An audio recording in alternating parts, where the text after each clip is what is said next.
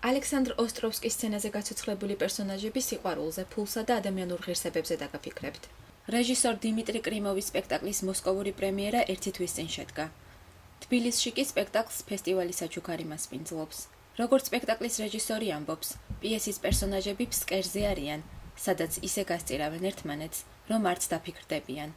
საზოგადოების ამ ფსკერზე კი უეცრად სიყვარული დაისადგურებს, თუმცა იქ მისი ადგილი არაა. Грузия – это огромная честь для меня быть приглашенным сюда и иметь такой зал, потому что с такого зала вообще, где столько аристократических людей по отношению театра и так выглядящих, и таких женщин, и таких красивых женщин, и таких умных мужчин в одном месте, надо, я не знаю, где собрать. Вот в Тбилиси это есть, это сумасшедшее впечатление.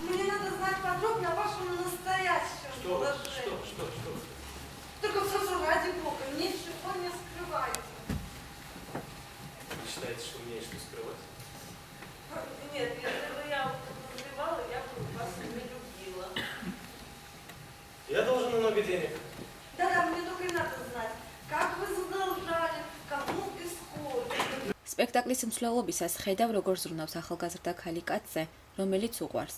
როგორც ცდილობს გადაუხადოს ყველა ვალი, ხელი ააღებინოს მავნე ჩვევებზე და დააყენოს სწორ გზაზე იმის მიუხედავად, რომ დარწმუნებული არაა მის გრძნობებში. თავად ის კაცი კი მიიჩნევს, რომ სხვაგვარად ვეღარ იცხოვრებს, ვეღარაფერს შეცვლის და რომანტიკული სასიყვარულო ამბებისგანაც შორსაა.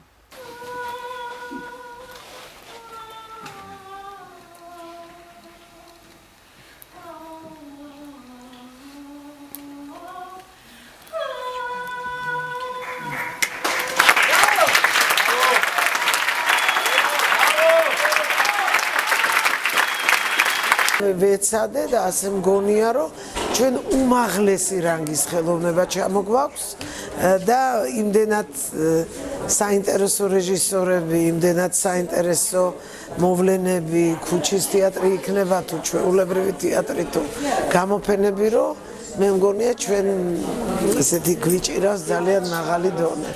და ეს დაამტკიცა დღევანდელმა შესანიშნავმა სპექტაკლმაც, იმიტომ რომ ეს შოკს ახდენს, აი დიმა კრიმოვის სპექტაკლები და დღევანდელმა ეს არ არის მარტო ჩემი აზრი. უბრალო ადამიანების იუმორნარევის სევდიანი ისტორია. სწორედ ასეთია ჩემი თვალით დანახული გვიანი სიყვარულის თეატრალური ინტერპრეტაცია.